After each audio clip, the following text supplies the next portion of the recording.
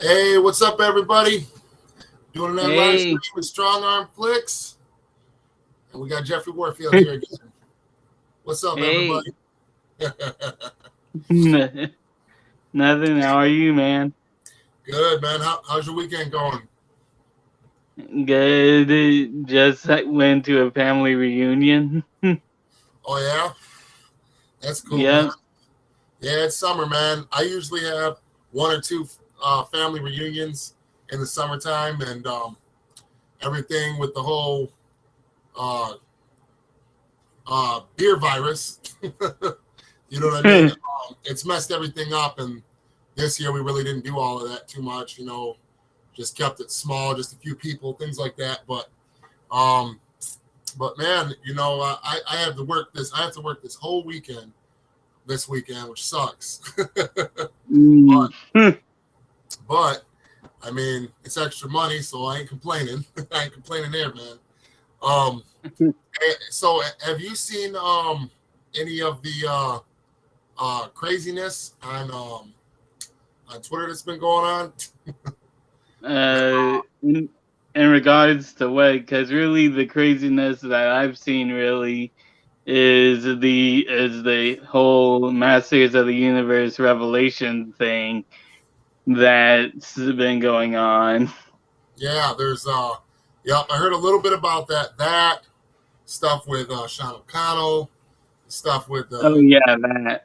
the Yeah. stuff with Justice League. What was it? The comic, Motion. Yeah, the motion, motion comic. motion comic being canceled, and um, Black Superman confirmed in development for HBO Max. Just a bunch of shit going on right now. Yeah. But yeah, I watch and I see the stuff, and I'm just like, man, I always try to like catch up on it. And when I'm at work, I'm like, as soon as I get a break, I'm like going through it, scrolling through Yeah. real quick. A lot of stuff I miss. Some stuff flies over my head, but try to keep up with a lot of it, man. But what are your thoughts on the Black Superman confirmed? But supposedly, where was that confirmed by? Variety? That was confirmed by In development? Collider. Collider. Sorry, yeah, Collider. What's your thoughts? What's your thoughts Really, on that? really, I'll tell you this. I'm actually looking forward to this one because really it's the one that I think a lot of people wanted when people said that from that initial Black Superman reveal about it being like a black Clark Kent. Like, really, I really did want a Val Zod or Calvin Ellis have his uh, to have his own Superman movie and not just a black Clark Kent. So really, I'm really looking forward to this, and I'm a huge Michael B. Jordan fan, so that's a plus too. Yeah, and I mean, I'm looking forward to it to a degree, but I want to be excited for it. I'm just really scared that that if it does well, that they're gonna do away with Henry Cavill's Superman. You know what I'm saying? Even though that's Yeah, separate, you know what I mean? They're doing that in a separate area. They're doing it on a separate, releasing it on a separate service and everything like that. I just feel like, I mean, maybe it's a good thing because it could be exciting. But what did they say? Was it Val Zod? Is that who it is? yeah, that was on. Okay. See, my thing was just that as long as they didn't make it, you know, like try to make it Clark Kent and make a black Clark Kent when it's already actual black Superman like Val Zod, and characters like that are out there. There's like two other ones, and what was the other two that were like really popular? The comic runs. There. For all I know, there's really two black Supermen, and that Val Zod, the one that we're getting with Michael B. Jordan, Yeah. and Calvin Ellis. Yep. Yeah, that was the other one. Yeah. You know, it sounds interesting to me. I just, like I said, I'm just worried that that it's a backhanded way, because you know how Warner Brothers is, man. I just feel like maybe it's a backhanded way and trying to get rid of Henry Cavill. You know what I'm saying? Or trying to throw shade at him. Maybe not. You know what I mean? It could come out great. Yep. So, and I wanted to show you this.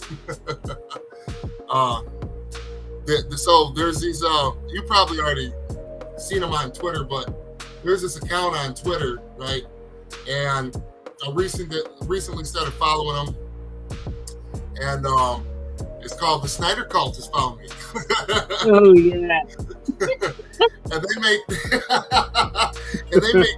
the funniest, man. I don't know why. Maybe it's just funny to me because I'm, a fan or whatever. But it was funny as hell to me, and I wanted to read a couple of them. Okay. I'm just seeing it for the first time, and I was reading a couple of them, and it made me laugh my ass off. But, let me see if I can do this.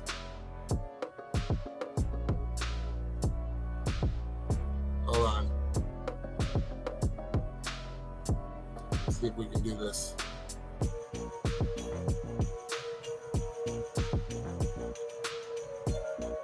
All right. So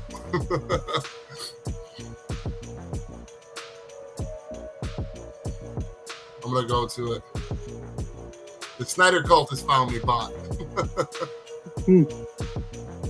Well, I've seen there's this one right here. Said hold on, I'm trying not to make it so big. Says you have a wife and literally 8 kids. Because Zack Snyder put canon. Yeah, that post. To the Batman going down on Catwoman. Yeah. You put this person at Film Galaxy put, you have a wife and literally 8 kids with 4 question marks. Watch this. They're going to say, the Snyder Cult has found me. Snyder Cult, my replies, get off me.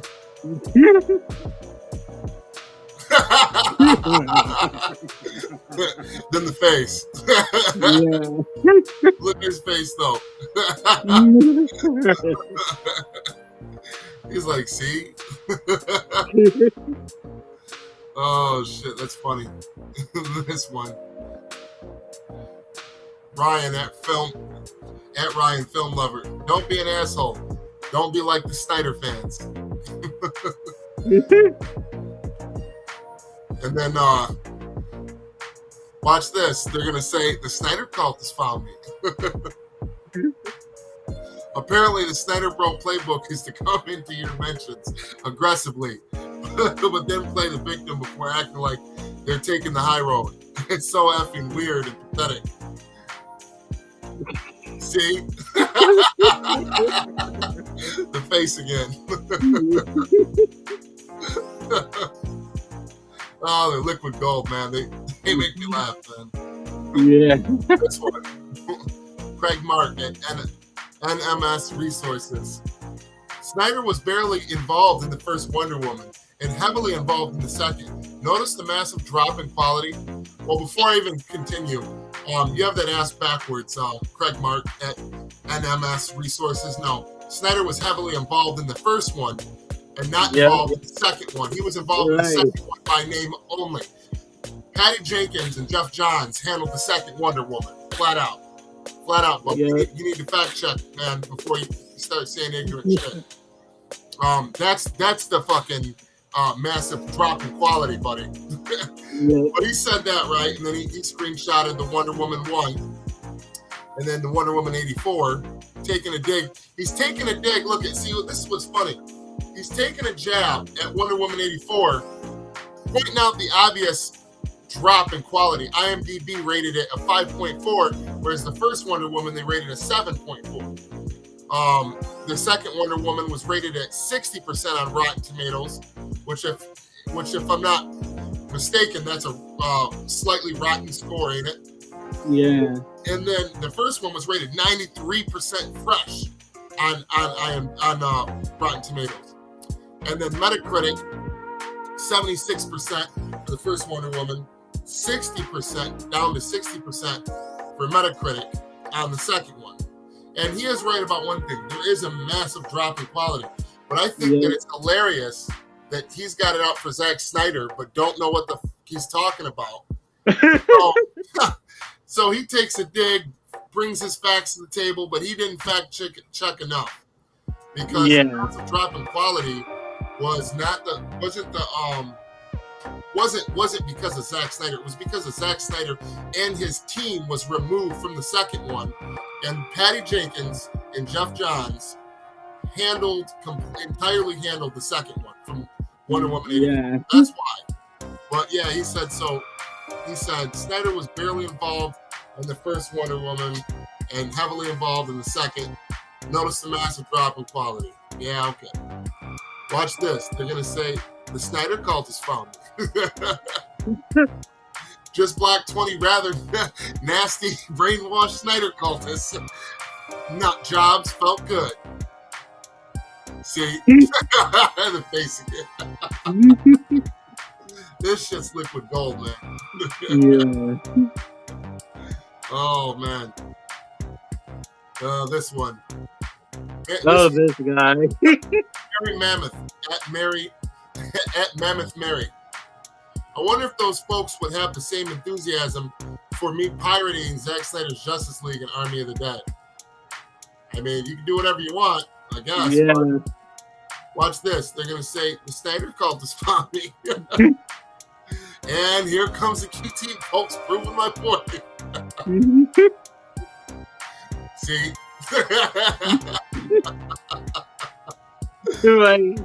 He's winking at him. He's like, okay. Oh, it's gold, man. But yeah, guys, I don't know. It's liquid gold, man. If you guys want to laugh from time to a good laugh from time to time, and want to push back some positive energy, and at the haters, man, I'm telling you, go follow the Snyder Cult. The Snyder Cult bot. At Cult Snyder on Twitter. It's gold, man. Oh, man. How do I get back? All right. Right here. All right, here's the last one we're going to do. Yeah, that's one. Oh. Sometimes Benjamin Howard at Ben Howard OPT. Sometimes I seriously doubt if Zack Snyder had experienced a human emotion. Wow, really, bro? Watch this. They're gonna say the Snyder Cult is found me. Can't imagine coming on this weird website and spending my time looking to pick fights with strangers about Zachary Edward Snyder. See? It's really weird to me that the dude actually put his full name, like it's like he had personally had an issue with him. Right, the guy threw out his first, middle, last name. Maybe his old lady's maiden name. Like, really, bro? Oh, man. Oh, man. Shit, man, I'm telling you what, I like this account, man. Yeah.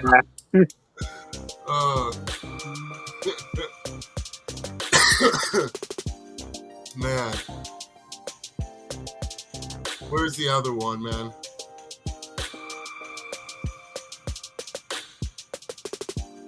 There's another one down here somewhere.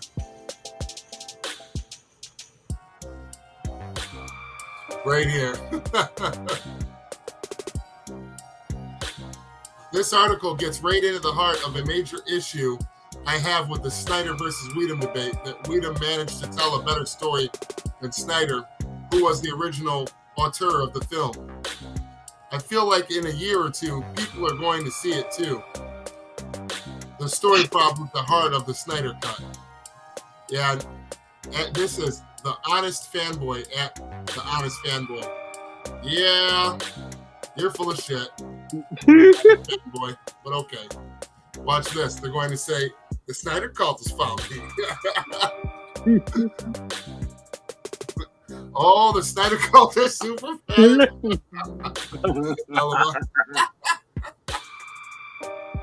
See? Oh, jeez. Anyway, so I wanted to pull something else up. Where is it at? Where is it? All right, let me go to my page. There's something I wanted to show you. And I know that this is kind of old, but I never noticed it before. I love this background picture. Oh, wow. That's nice. That's nice. It sucks that I couldn't fit it all in the frame. I almost wanted to put that on my channel, but then I was like, I don't know if I should do that. Like change my channel art to that, like temporarily, like at the top, you know? Yeah.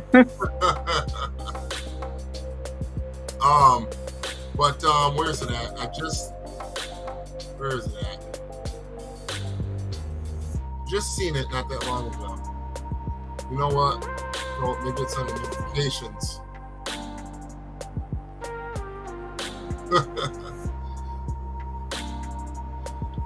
Oh yeah, here's one I wanted to go over. Is it Barry Chow at Barry Chow? Whoa, there's an emoji for hashtag Robin. I didn't know that. Oh, wow. There actually is, because he did it and it actually showed up. And if you look at it, it looks like the style of R that was on Robin's suit that was burned in the Batcave. I mean, more cartoony looking, but it looks like that version of that symbol. Yeah. And then it says, "Holy Batman!" Hashtag release the Ayer Cut. Hashtag Joker. Release the Ayer Cut, Joker. Yeah, like. I still think that at one point there was a script where it was going to be a secret that he was the dead Robin. Yeah. I don't care what anybody says. There's too much evidence. Like, you know how it goes with movies. There was multiple cuts of Suicide Squad, just like there was multiple cuts of Zack Snyder's Justice League. Mainly with Zack Snyder's Justice League, though, before it came out, it was mainly just cuts with less shit in it. And each cut had more stuff in it that was already shot, more and more and more. And we got the big shebang when it was released. It was 4 hours long of everything. But even then, we found out there's still stuff missing from that. You know, like the Green Lantern. Yep. You know? A little bit of the fight, the beginning intro fight with the old gods, the dark side. Yep. Some of that was still, to a degree, cut short. To a certain degree. Yep. But yeah, I don't know, man. I really think that, and I know David Ayer said, you know, he's like, well, anything's possible, but I really think that that there was an idea out there at one point, and maybe they scrapped it early on, right before they started shooting. But I'm telling you, there was an idea out there for him somewhere in some version of the script, just like with The Flash. You remember what Michael Keaton said when he was asked about the Flash movie like a couple months ago? Yeah.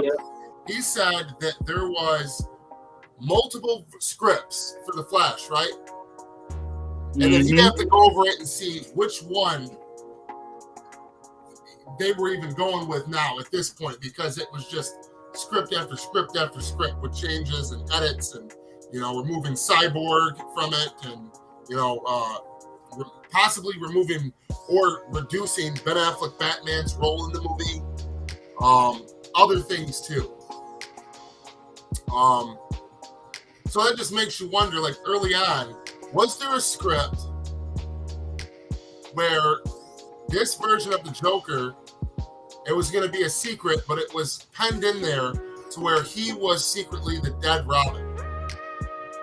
And that's why they weren't worried about giving us a Robin movie initially when Zach and David were running the show, because depending on which script they went with, Robin wasn't really dead, never really was. You know what I mean? Yeah. I'm telling you, the fact that Leto's Joker looks so young in comparison to Batfleck in the Suicide Squad movie, the fact that he dresses like Red Hood, he looks like Red Hood fusioned had with the Joker. Yeah, because he really does look cute. Because that's the thing, like, because I go back to this, like, if you were to look at Joker from the Suicide Squad and Batman from BVS side by side without knowing the actors' ages, you would say that Joker looks younger than Batman in that scenario. Right. And hey, Igor. Hey, Igor. Igor said, "Hey, what's up, brothers? Release the Ayer Cut." Yep, release the Ayer Cut. The fifth is approaching. Let's see. Can you see the comments? Yeah, I do. Igor, over to the right? Yeah. All right. There's certain things I can't see when I screen share from my angle. But yeah, I really do. You know, when they first released them images, let's see if I can find them. And the reason why I know me and you, Jeffrey, we've known this for a long time. But now that we're really going hard, we're actually really being serious about releasing the Ayer Cut. You know, it's been so long, like, I want some of the information corrected and people educated. You know what I mean? Like, with everything to do with it. And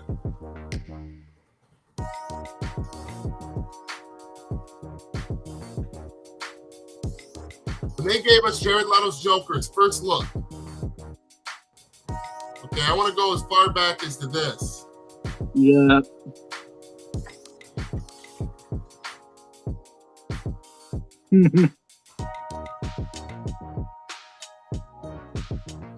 All right, let me see if I can. Come on, mouse.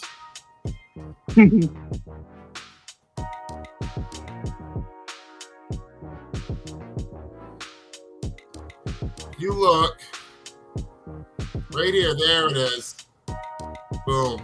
See if I can blow it up. No, I don't want to do that. I don't want to go all the way into that bullshit. Hold on. This picture right here. Copy image, open image, and new tab. There we go. There we go. Just this image. See if I can zoom in now. Zoom. There we go. Boom. Okay. They first started shooting, or right when they first started shooting. Okay. You're telling me, and this again, this is before, the DCEU connection was being tampered and dismantled. This is before they jumped in and you know what I mean, in the middle of shooting and decided, all right, the negative reaction to the theatrical cut to BVS that our studio fucked up and then put out, that pissed off critics mainly. All right, we're gonna fuck with Suicide Squad. That was the first one to get it. Just not as many people knew. Then they did it to the Justice League next, and they went way harder reshooting that because that was a Zack Snyder film through and through. Yep. But if you look, it looks like there appears to be bullet hole wounds here and here, right? Yeah. Or it could be, from the end of a crowbar puncturing the arms or something. But it appears to be like, now look at this picture right here. Look at these blemishes. And these are real. These aren't Photoshop. These were on him, and this shit wasn't circled. And the regular ones, of course, they weren't zoomed in as much, but you could still see it. So you're telling me that this Joker has the same scars and the same exact spot that the dead Robin does? Mm-hmm. Why? For what reason? And that's really the thing too, because in the Ayer Cut there's supposed to be a scene of the Joker and Harley in a hotel room, and Joker, and I think it was like someone, I think it's either Harley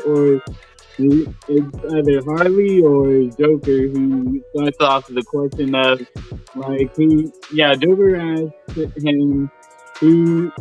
asked Harley basically who do you think my favorite person is, and Harley said something, and he's a big and wrong. And Joker says, no, it's Batman. Like, Batman is my favorite person. And then you have Jared Leto years ago, like, I believe it was in the press for the Suicide Squad, where he was asked, like, where the interviewer asked, who would you want Joker to team up with, and he basically went on a whole and Joker and Jared Leto went on a whole tirade of saying, I really think that Joker and Batman would be a really cool team up, and then we have in the Snyder Cult, Joker and Batman starting their team up. So that's a connection right there. Yeah, there's another connection, and then like the biggest thing for me, let me see this. All right. So this is what, all right, now you guys can look. Now this guy, all this person has done is circled with red circles and put the picture side by side. Okay. Now you can find both of these images undoctored, untouched, unput together in the raw format from like as early as like 2016, late 2015. And these pictures are like this. Just you circle them to make it stand out so to draw your attention. But that is not that's different than doctoring the picture, okay? And then here's the biggest clue for me. All right? Here's the biggest clue for me. And let me pause this for a minute. All right?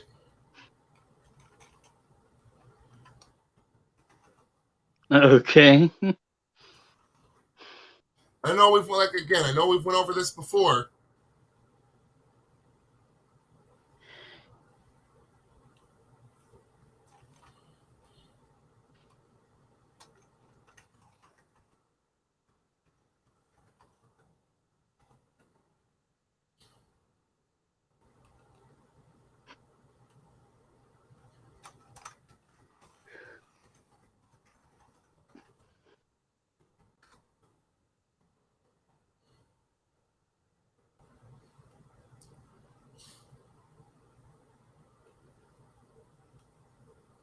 All right, hold on.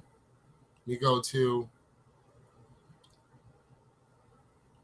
share with audio.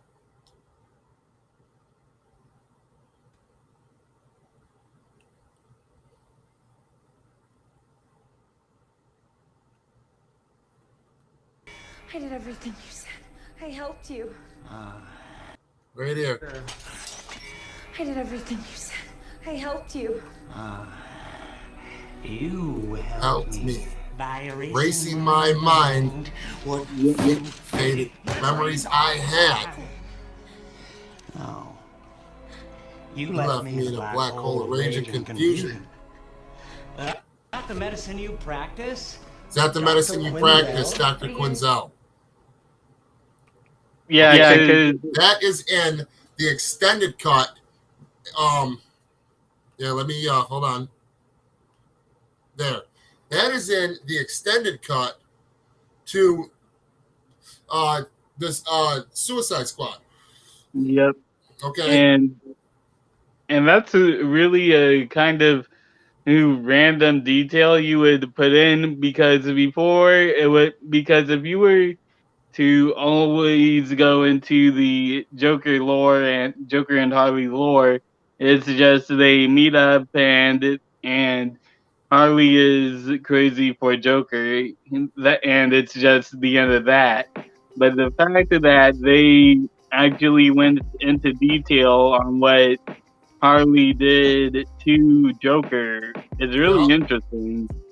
You know, and the other thing is too, man, is that think about this. When they advertised the first Suicide Squad movie before it came out, in the trailers, the main scene that they advertised was that I'm just going to hurt you really, really bad. Now, all the context to why he was saying that was removed from the movie. And then you get the extended cut they released months later, because there was almost like a pre-Snyder Cut movement, because people are like, what the hell? The Joker's been removed from the movie, and like a bunch of scenes that are in the trailer are not in the movie. Then you watch the movie, instead of it being serious, there's more comedy added in. There's a bunch of music added in. And sometimes the music worked and other times it didn't. It was just like a big giant music video, the whole damn movie.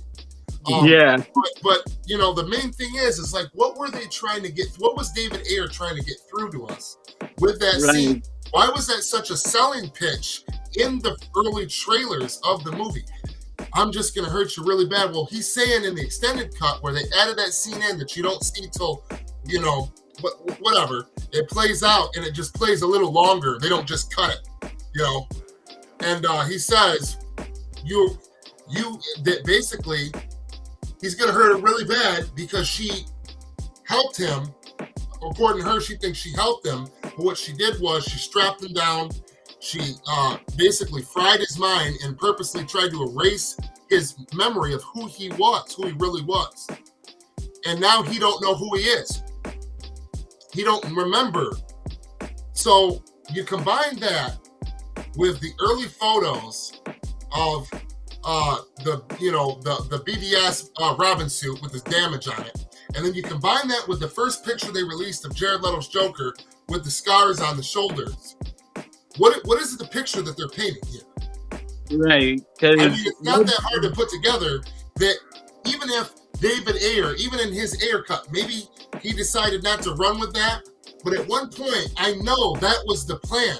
And it was going to be a secret, you know what I'm saying, that was going to slowly, because they thought, hey, we're going to actually make a universe that's connected, but it's going to be DC, not Marvel. We're going to be doing our own world building.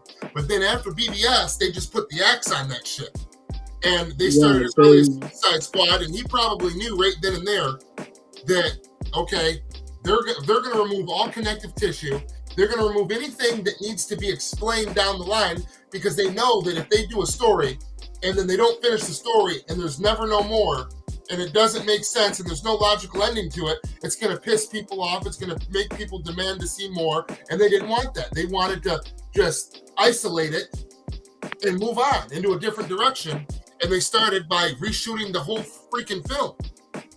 Right, and really, like, you gotta think about, like, David Ayer, like, that's really the thing that, the tweet that always gets me is when David Ayer said that his Ayer Cut was really an appetizer for Zack Snyder's Justice League, and really, like, the wording of that, like, appetizer, it feels like that's really supposed to be a connection there, where there might be something like, yeah, there was the Mother Box connection there, and we all know that.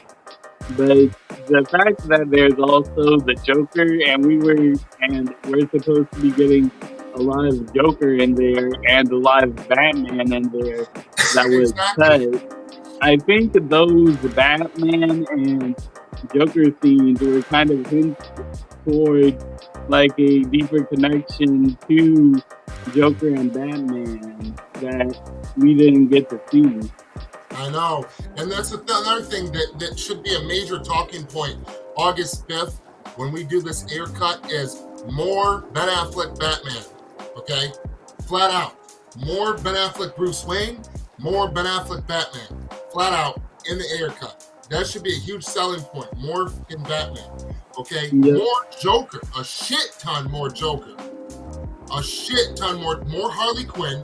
A shit ton more Joker. More Deadshot. And more Batman, Ben Affleck Batman, like flat out. We know that for a fact. A lot more of that shit is in there. The other characters, it's still a mystery. We know all the other characters are going to have scenes. El Diablo, he doesn't die. He survives. I'm thinking that they end up killing Enchantress. What's her name? June. The girl with the sword and the mouth. Oh yeah, Katana. I forgot her name for a minute. Katana. Yeah.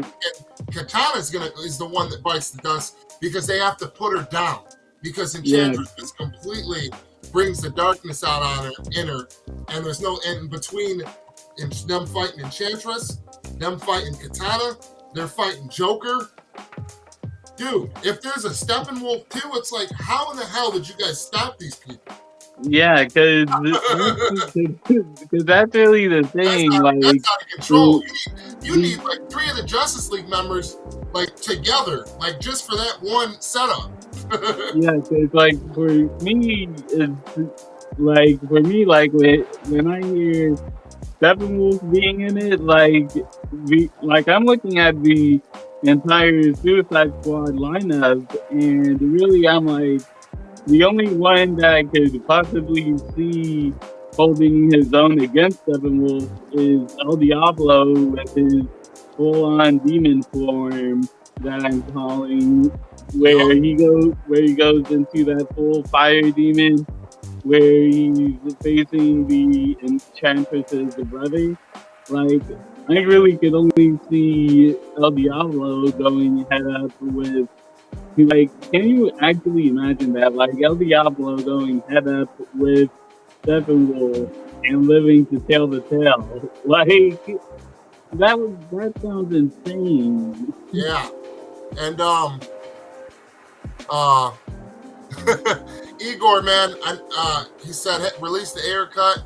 Man, Igor, man, it's been a long time, man. I always welcome you here, man. I love seeing you here. Dr. Fate, I love seeing you here. Thank you for tuning in, bro. And Igor said, finally, I see someone. Where's it at? He said, finally, I see someone smoking on a stream.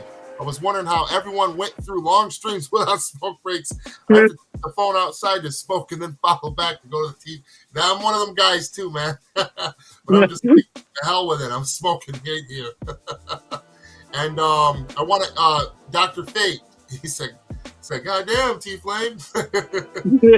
Now, Man of Steel. Okay, question mark. All right, let me get into that real quick. So this one's really simple.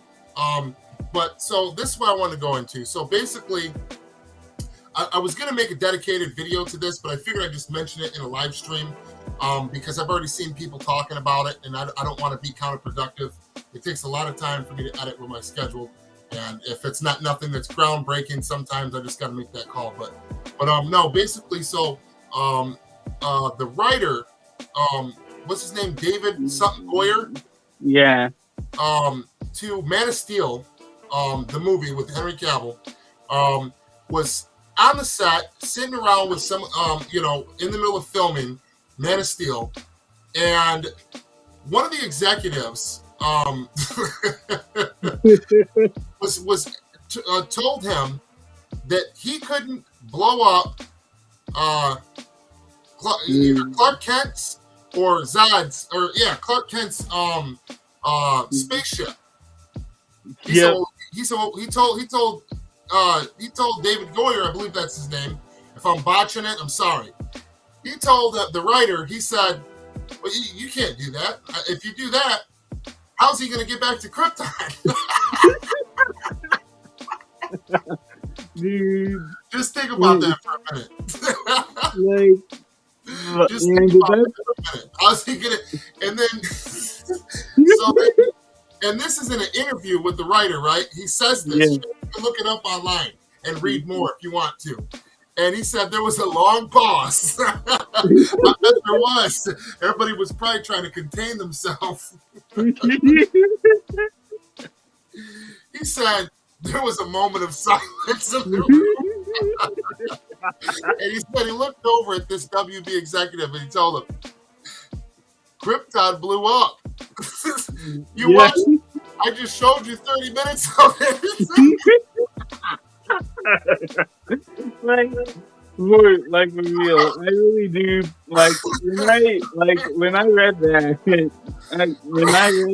Oh my God! Was actually I actually when I read that, I thought it was just a parody. Like I thought it was a parody site that was doing this, and it was just like some meme. But then someone actually sent me the link, and I found out that was the Hollywood Reporter that actually did the interview.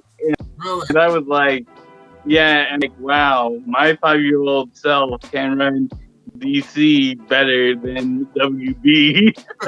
Because it's like, dude, that's really like the basic concept of a Superman, where the planet. Bro, everybody, if you don't even know Superman, you don't even give a, you're just a common person. You're like, oh yeah, Superman. I've heard of Superman. Yeah, his planet blew up. Krypton, some shit like that. Everybody knows Superman. Like, you serious, bro? And these are the people that they've got in charge, bro. These are the kind of people that they've had in charge. Imagine how hard it's been for Zack Snyder to create the DCEU as we know it, and then make all these characters so that other directors like James Wan, Patty Jenkins, Margot Robbie, and Kathy Yan, and all them can come in and do their thing with his creation, and then still put their own unique little spin on it, right? This is what this man has had to go through since we thought it was BVS. No, this shit started with Man of Steel, bro. Now, granted, Man of Steel, for the, he's happy with that. He said that, they really didn't intervene, to a degree to make it worthwhile. But he said that basically he's happy with that movie. He's happy completely with it. There's not like no other cut of the movie. There's a couple of additional scenes that were cut, but for whatever reason, he's not. They're not. I don't know. I don't know if it's Zach just knows it ain't worth fighting for it because of the length of time that it takes, and that it's only a couple additional scenes, but nothing like groundbreaking. We got a good solid movie. Okay. Yeah. The thing is though, the kind of intervention right off rip that this is the kind of guys that are barking down his ass while he's in the middle of filming. Well, he's got a team of creatives that know what they're doing, and they're over. You can't do that. You can't do that. Well, how's he going to get back to Krypton if you do that? and here's really how stupid that sounds. That's pretty much like saying, like, if WB gave Zach a note, Zach and Chris Terrio a note saying that, you can't have Bruce being Batman because how is he going to come back home to his parents? Which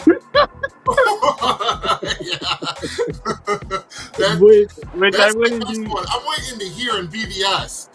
This writer guy, I like him, man. He's gangster, man. I want someone else like Chris Terrio or something to come in and have an interview and someone ask him some questions like that about BVS. I bet you some jackass said that. I bet you my yeah, some executive was there and said. Because I'm telling you right now, this is the team, man, that we've been dealing with, and that's the problem. Their lack of understanding, and the fact that they're all barking down and breathing down the necks of the creatives. And this started far back as Man of Steel. And I just wanted to address that. If you guys really want to see all the details about it, you can look it up. You can go to YouTube. There's a couple of guys that have already dropped videos dedicated just to that. The Truth, I really like that guy. I've been watching him on YouTube. He's like one of my new favorite channels on there, man. He keeps short, sweet, straight to the point, and he just brings that energy. Yeah, and really like if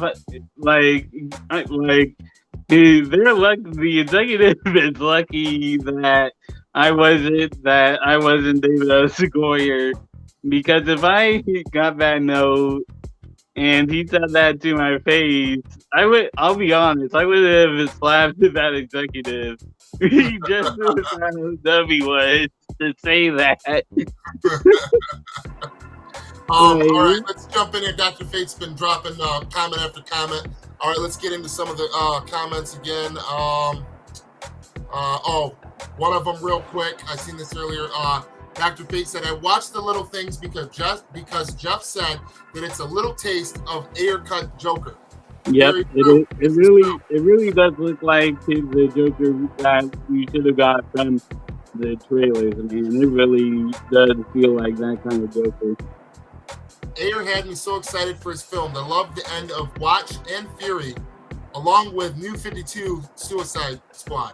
I believe that's what it says, New 52 SS. Yeah. What's it say? I have what WB and Trailer Park did with his movie.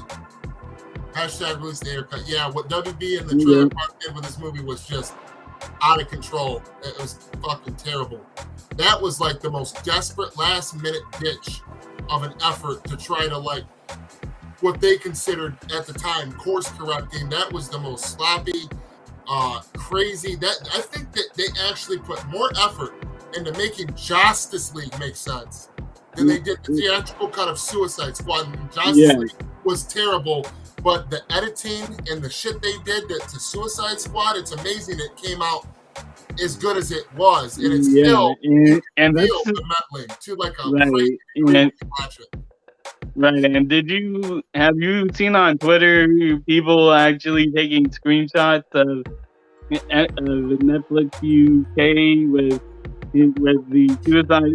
David Ayer's Suicide Squad, the theatrical cut, I'm guessing, being #1 on Netflix, and people taking a picture of it and saying it's #1 on the UK, release the Ayer Cut.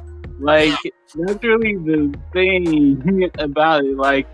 Even though people are saying that it's still even though people are saying that the theatrical cut is still pretty good. Yeah, the theatrical cut still isn't bad, man. It's not great and it's not terrible. It's somewhere in the middle, but it's got these beloved characters, and in there's moments you can see a glimmer of the OG universe that was untampered with during certain scenes, especially in that extended cut. You know what I'm saying? Where they put back just a couple of scenes, like they're just a little, you can really feel the tone and a lot of things going on in the background that they're not showing you. Like you can really get a taste for, there's still bright glimmers of awesomeness, epicness. Right. Throughout the movie. Right. And really looking at the script bit for Joker and Deadshot's relationship, it really does look like, my theory is that for Joker and Deadshot's relationship in this movie was going to be something along the lines of a Training Day, which really, like, if you really haven't seen that movie, like, that really is amazing. And I really do think that we were going to get a Training Day vibe from the Joker and the Deadshot's relationship in the Ayer Cut.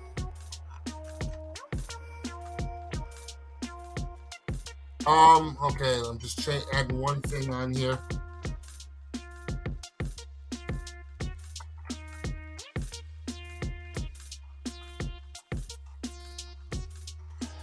All right, let me get that on there. Just had to update something on here. Okay, and the other thing is that I wanted to address.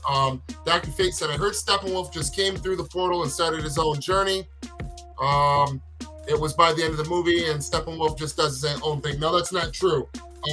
Whoever told you that, that's not true. They used the old ways, and they had to construct something that was like really old and like mechanical to make a like a old like a stage one, like a prototype boom tube. And Darkseid in the Snyder Cut actually talks about it at the very end of the movie. About we're going to use the old ways to get our ass on Earth and come at these guys. They want to play. All right, let's play. Basically, that's what Darkseid was saying at the end of the Snyder Cut. He talks about that. You don't really go into depth into it, but that's what Darkseid's talking about. So the first time we would have seen this used, though, this method, would have been at the end of Suicide Squad, and he would have come through, but he would have got stopped like very shortly after coming through or in the middle of coming through. That's what would have happened. There would have been 3 mother boxes there. There would have been Joker, Enchantress, the Katana still would have been people. Then you would have had the whole Suicide Squad. And the thing is, during that version, was Steppenwolf there? Would the Flash have been present? Would Batman have been present? Because they were in the Ayer Cut and in the theatrical cut too. Who would have all been there? How would it have exactly taken place? I don't know, but that's the gist of it. Yep, and don't forget, like, for people who are saying in the theatrical cut, like, oh, why didn't you see? Like, there's actually a whole Slipknot scene that was cut too, like how he got captured, and the rumor, and from what I heard, it was actually Wonder Woman that caught Slipknot. All right, this one's honestly, I don't right here. This is a question from Dr. Fate. What do you think that Cyborg's movie would have been about? Now, I remember Ray Fisher talking pretty early on, maybe last year, a year or two ago, and he said that the idea was, there wasn't like a full penned script, but the idea was that how does Cyborg react after the events of Zack Snyder's Justice League? How does in the movie, which would have focused more on modern times, like right now in today's age, it would have really focused on heavily on the technology we got, with every street light's got a camera, every business has a camera, your phone has a camera, your computer's got a camera, everything's got a mic and a camera, your smart TV has a mic and a camera, like the banks, like it would have really leaned into Cyborg basically having to come to grips with how much power is too much power. Right. And trying not to be corrupted himself by the infinite, and really would have dived into how powerful Cyborg really, really, truly is, and focused more on straight character beats on his heart and the kind of guy person that he wanted to be. And that was like the rough. He said a few more things. Yeah. That's the gist of it. That's what. Yeah. He said there wasn't a full penned script, but there was an idea and there was some things jotted down, and that's what the idea and feel, and it was going to be, real grounded, and there'd be, he said there would be, it would just, it would feel just like a straight jump right from Zack Snyder Justice League straight into like Cyborg, showing him like, doing his own thing basically. And and he said by the end of the Cyborg movie, it would have led into the beginning of the Flash movie, but that was back 3 directors ago when the movie was in infinite, not getting made hell. Right, and really, like, that's really kind of the thing, because Zack said that he wanted Cyborg to be the most powerful metahuman, and in the storyboards, it really does make sense. In the very old storyboard, it says that Cyborg's arc was basically becoming the god of the digital age, which really doesn't make sense to really kind of like make a balance between being a god of the digital age and coming into terms of his new life as a cyborg and coming back to the land of the living. Right. Everybody smash that like button. But yeah, you know, it's just it would have been awesome to get it, man. His movie was supposed to come out before the Flash movie. It was supposed to be like one of the next entries right after Justice League. It was supposed to be like I think it was supposed to be Green Lantern Corps, or no, Cyborg then Green Lantern Corps, but that Green Lantern Corps was just going to be like an introduction, and it's going to show how it was connected to the Snyderverse. You know, and we were supposed to get a little bit more of that in the Snyder Cut initially, before it was repenned. And the Green Lantern Corps, right? So then the first follow-up movie, though, the direct follow-up was supposed to be Cyborg's movie, though. You know what I mean? Like direct follow-up, like you know, after the events. It was supposed to be like heavily based off of like the events of like after they like saved the world, basically. But there's a looming threat, but it's like, but that threat hasn't came yet. So now it's like it focuses on him one-on-one, like, you know, with the power that he holds and what kind of person does he want to be and how much power is too much power. Yep. And then at the end of the movie, it would have led into the Flash coming cameoing on Cyborg's movie. And then Cyborg was supposed to be super heavily involved in the Flash movie. Heavily involved, not a cameo, heavily involved.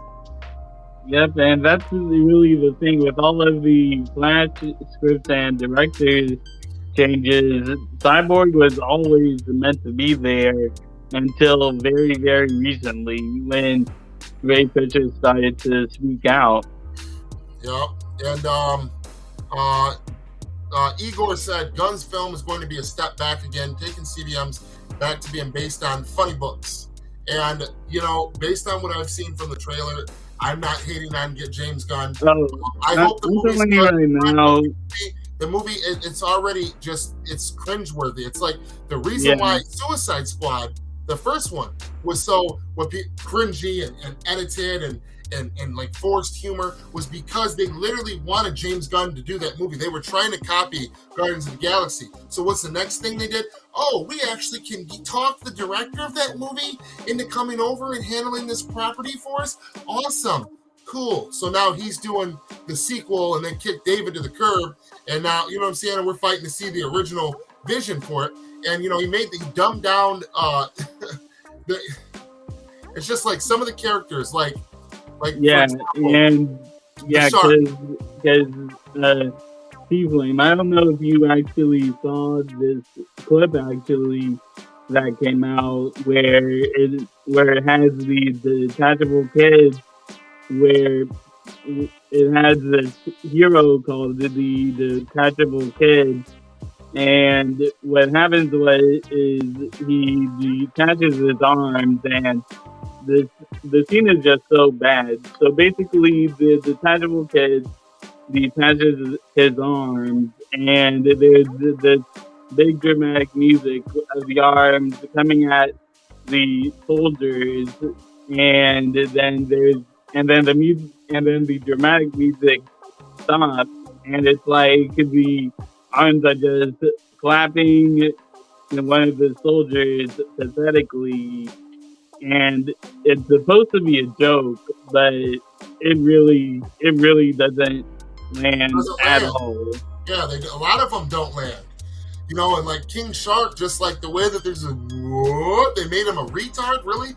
And I guarantee you, King Shark is the classic humor relief for the movie. You know what I mean? Like just the classic, like every time they show him, he's going to be doing just like retarded shit. Like, I mean, it's just gonna be like, nom nom nom nom nom, like that, really. And like you got Sylvester Stallone is the man. You got Sylvester Stallone to play King Shark, and that's what you did with him. If Zack Snyder was handling, King Shark would be this or David Ayer, man. He'd be this badass, buff, mean mother freaker that don't play games, man. He'd just be cracking heads, and he would be intelligent. You know what I mean? Humanized. Right. He probably has an arc about not liking being so animal. You know what I'm saying? Right. Animalistic. And that's the thing too. Like in the promotion of Suicide Squad, they actually James Gunn Suicide Squad. They actually put in with the Waller saying, "Oh, he's part of this deity race," and then you see him, and it's like he's like very overweight. Like when I see a deity, like really, you made King Shark overweight, big, buff, tough. King Shark, you made shorter. And you made him fat and overweight, like obese. And then you made his mentality. You made his like he literally copied the Hulk. Like his personality is like Hulk, like a Hulk origin, where he's like, Hulk smash. I don't. But MCU Hulk, I'm talking, not comic Hulk. Like first Avenger type shit, where Hulk's like, or second Avenger's like, I know I'll take elevator. Stupid elevator. Like, you know what I'm saying? Where Loki disappeared. Like, you know what I'm saying? Like, and that's how the Tesseract got Loki. Like, that's the version. I feel like James Gunn took a classic playbook from the MCU, from how the MCU Hulk used to be. And what did they do with the Hulk in the MCU? They made him older, fatter, hunched over, slower, and dumber than Edward Norton's Hulk. Than even Bruce Banner Hulk before that, and the regular Hulk movie before that. They did that on purpose. Why? I don't know. Comedy. That's the only reason I can see. Right, and that's really the thing too. Like say what you will about the Flash CW show nowadays, but you gotta admit that the Flash is the CW Flash's King Shark looks way better than the King Shark that we have now. Dr. Fate, I don't know when he said this one, but he said, I don't know about that, Jeffrey. Joker would have been soft like Jake from Training Day. LOL.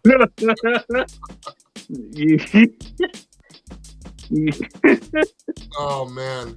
But, like really, like, for me, like, I was really gonna watch James Gunn's Suicide Squad movie down the road, but I'm like probably like years later. But after seeing that, the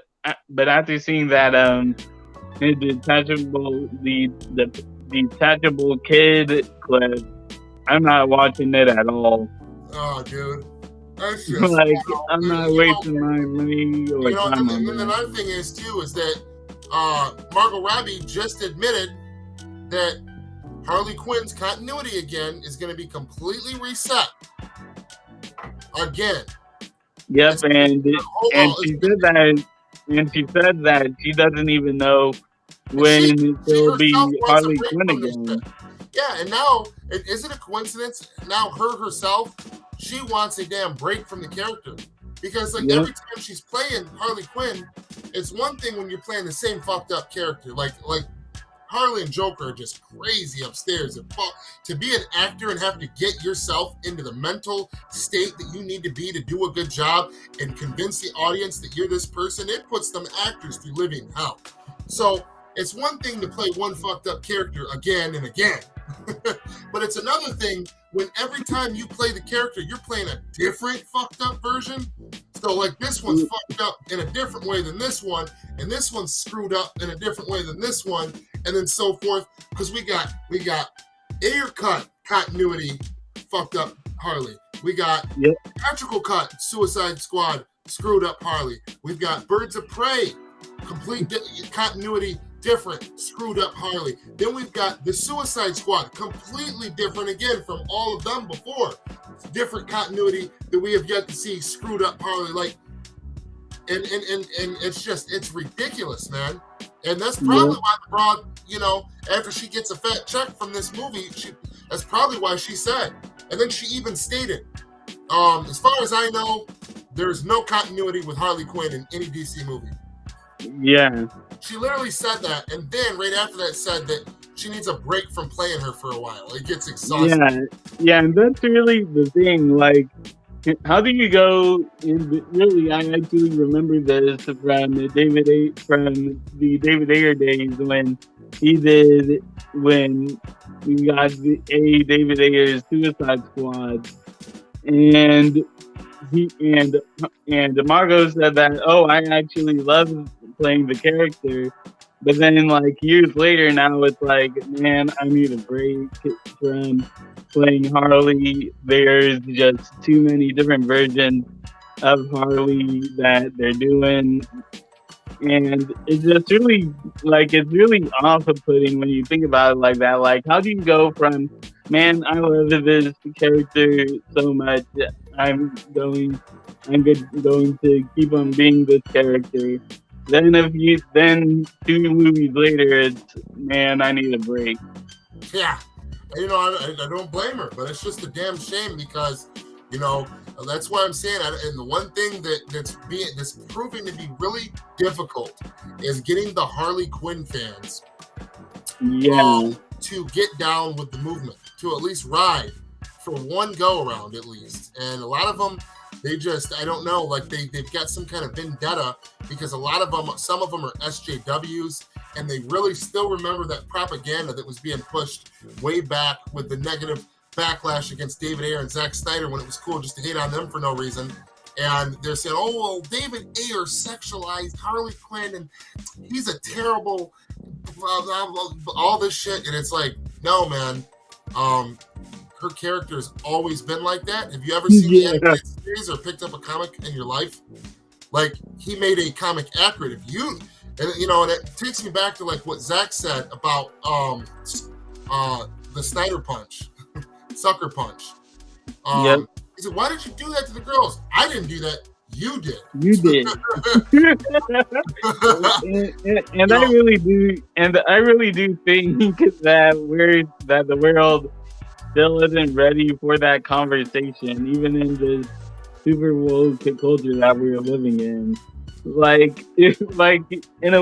you really do think about it, it's like, yeah, we did actually do that, but people just don't want to admit it. Right. But, you know, it's just like, I mean, you know, I don't know. It's just, apparently nobody wants a comic accurate character no more. If you're offended with the character, then you're not a fan of the character. I mean, that's a beef that you're just going to have regardless. Like, you know, I don't know. I don't get their argument. I don't get why, if you're a true fan of it, why would you not want to see more of that? Like, there's more shit you've never seen that has to do with Harley Quinn in the movie. Right. There's never before seen scenes.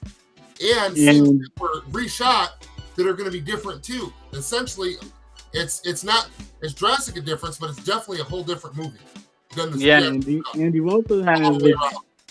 you also have David Ayer himself stating that in the Ayer Cut, Harley was actually a more complex character than what we got in the theatrical version and the extended version. Yep. So it's like, really, why would you not want a more grounded, better paced out, more complex character arc for Harley? Why would you not want that as a fan, if you're a fan of specifically Harley? And I don't know, because just that bull junk about, you know, David Ayer sexualizing her, I don't know. Some of them I don't know either. Some of them like to say that, and I don't know. And then Dr. Fate said, "Oh, that's why in the end, Batfleck tells Amanda Waller, you should let it go.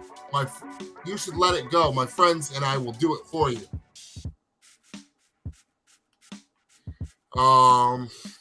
I don't know what context that. So you think they were originally fighting parademons in the Ayer Cut? You can watch Yeah. one of the first Yeah. trailers, and there's parademons in the movie. Yep, there's actual parademons. Like that's the thing. There's Like actual they parademons in the movie. actually did visual effects for parademons, and there were actual concept art for parademons to be in the movie. So Yeah, there's hella so concept art. There's when a David whole A. bunch of concept art for parademons, and in one of the first or two trailers ever for the movie, you can freeze frame it at the end of the third act, and you see 3 or 4 parademons standing around somebody looking ominously at the camera, and the camera zooms in slow and it switches super fast, like blinking you'll miss it, and you pause it just right, and you can see clear as day. That's parademons. So all these Zit monster shits that they put in here, that was them going back and re-editing his cut of the movie, getting rid of, replacing the parademons with Zit-looking monsters. Yeah, like a literal blobs. Like Steppenwolf with Incubus. Yeah. Getting rid of the mother boxes, changing a ticking world time clock / bomb that was supposed to, at the end of the click, tick, tick, tick, it was going to open up the old school gates to Apocalypse and let Steppenwolf through. And that's what they were trying to stop. And yeah, it wasn't a doom bomb that people say like, oh, it's a portal that will destroy the earth. Like people always complain about that cliche. But no, like that was actually supposed to be a ticking clock for the old attach and boom tube itself. David Ayer commented, and he said that himself. He said that CGI mess at the end of the movie, that how he had intended it, he never finished the special effects on it. The special effects on Steppenwolf were not. I don't even think they were even ever. Even I don't even know if it even got past pre-bids or but it was never completed. And he said what it was supposed to be before they did what they did to it. He said they just turned it into all this crazy shit. They themselves didn't understand what it was, so they just made it do like absolutely nothing. Made it make no sense. And then the graphics on it looked crazy and just like a goop of CGI craziness of bullshit. And he said that that's what it was supposed to be. Was with like gears, and it was supposed to be an apocalyptic some, I don't know, it's apocalyptic gears. Because it was supposed to tick down to open like essentially the gates to hell. Yeah, and that's really also the thing where like when you actually you can actually see, and there's actual concept art already of that third act where there's actually a big thing. There's actually a big picture of concept art of Steppenwolf, and so Steppenwolf really was supposed to be in that final act with the Joker and Enchantress. And the other thing is too, man. Okay, hold on. Dr. Fate. I'm gonna do this real quick. He said, "How is Cyborg gonna help Flash though?" Here's your answer. Cyborg was supposed to help Barry build the cosmic treadmill. Yes. Short answer to that question. That's the short version. But yes, that's correct. And then Dr. Fate said, Igor, that actually makes sense because the old Justice League 2 concept art had Flash running using the cosmic treadmill. That is what he used in BVS. That's what he was on in BVS when he had like the cape and like he had the 5 o'clock shadow and the armor on, and he was like, Bruce. That's what that was. He was on the cosmic treadmill. Cyborg was with him, and then to continue that continuity, and I don't really care for a lot of the CW shows nowadays, but on the CW, when they had that huge crossover, and we see Grant Gustin's Flash and Ezra Miller's Flash, when Ezra Miller started fading away, he said, what did he say? He said, I told the Vic it was possible. I told Vic it was I told possible. Vic it was possible, implying that he was just with Victor, or Victor was with him, and that he's tampering around with time travel yet again at a different point in time, but still around the same time. Between either all of this takes place after the events of the Snyder Cut. Yeah, Like after the events of the Snyder Cut, and right around the same time, that's when the cameo happened on the CW, and that's when he came in BVS. That was even further along. So the first one was probably literally that in my opinion, the timeline of the time travel where Ezra Miller's Flash shows up on the CW. That to me was on Zack Snyder's Justice League 2. yeah, Not that they would have probably showed like Grant Gustin. They might have showed him jumping around real quick to different shit and just left it like, okay, he went all over the place. And that's what happened. Or maybe they would have. I don't know. yeah, because But that's the timeline really he would have done that though. And then when shit went south at Zack Snyder's Justice League 3, okay, now we're in the apocalyptic at the end of the movie, and all of the next one, all apocalyptic future nightmare world shit, right? That's when they would have went back, and then in BVS, that's when that would have happened. Yeah, and that's really the thing that I think people don't really realize with the whole cosmic treadmill thing, because when you see Flash for the first time in BVS, you see him like going into you see like the Flash talking to Bruce, but it's like he's running in one place because you see the papers flying everywhere, but he's not going anywhere. So the Flash might be trying to run.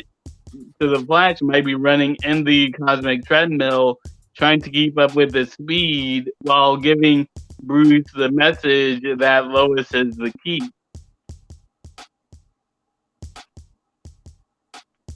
What did Igor say? He said, how is it that there are so few of us here? Honestly, I'm a big fan of both you gentlemen. Probably because I haven't done a stream in a long time. I don't know what the hell everybody's doing. Yeah. I don't know. YouTube and Warner Brothers put my channel in infinite YouTube hell. Like, I don't know, like a lot of people, I don't know if it unsubscribed people or if it turned everybody's notification off. Make sure your notification bell is turned on all of my channels, like on mainly my Strong on Flix YouTube account. Make sure you can be subscribed and your notifications can be off, and when I drop something, it won't notify you. I don't know if that's what's going on, but I'm like I don't have a lot of people that used to come through here. I don't see them a lot, but like I said, I've had like a 3-month break, so that probably didn't help neither. And I'm always doing things last minute now. They're not scheduled and planned out. I appreciate that though, Igor. Let's see.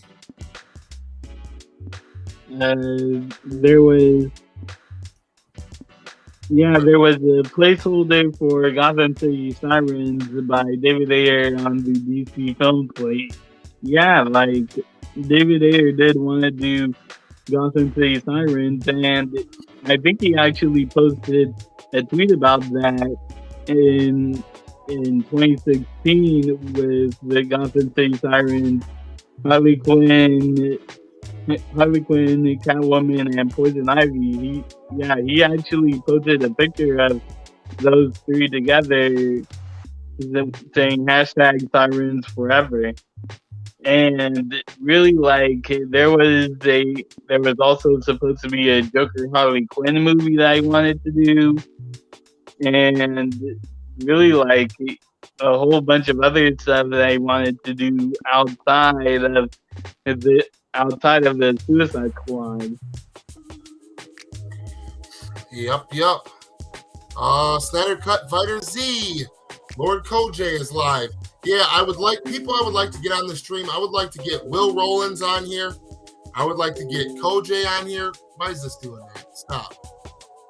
I'd like to get Koj on here. I'd like to get Will Rollins on here. I'd like to get Fatal J back on here. Subjective Reviews. And many more. Whoever wants to. Igor, even if he ever wants to, I'm down. But yeah. But all right, guys. We're at an hour and 21. So I'm gonna call that a wrap for this live stream, and we will do more in the future. And we'll try and make some more content for you guys as soon as possible.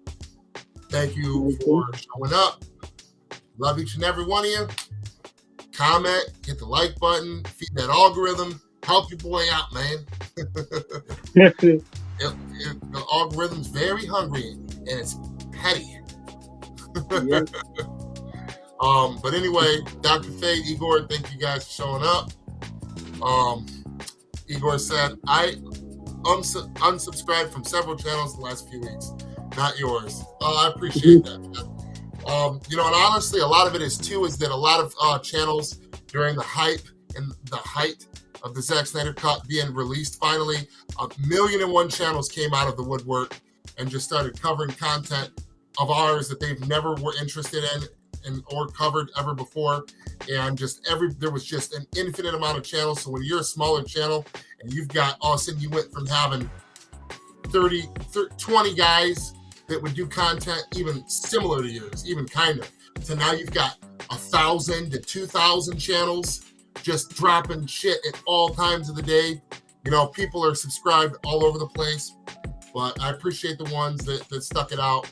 And everybody, just make sure that your notification bell is still on, so that when I do drop stuff, you guys get it. Comment, talk to me. I like talking to you guys. I like reading your comments. I love reading your comments. And so even if it's not a live stream, drop me a comment. It don't matter if the video is 3 months old. That shit notifies me. I see it and I read it. Sometimes I'm at work. Sometimes I'm making a sandwich. I'm like, oh, cool. I always try to stick to the facts, and I do this because I'm passionate about this content, about DC content, DCEU, all of that. And I speak facts. I call it how I see it.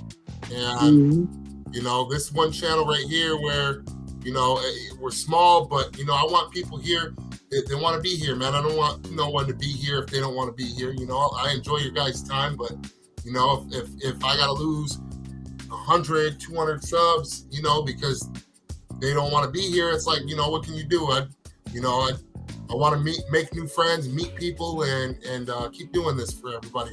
I love doing it. I love seeing you guys and being here. And Jeffrey, you got anything to say before we go?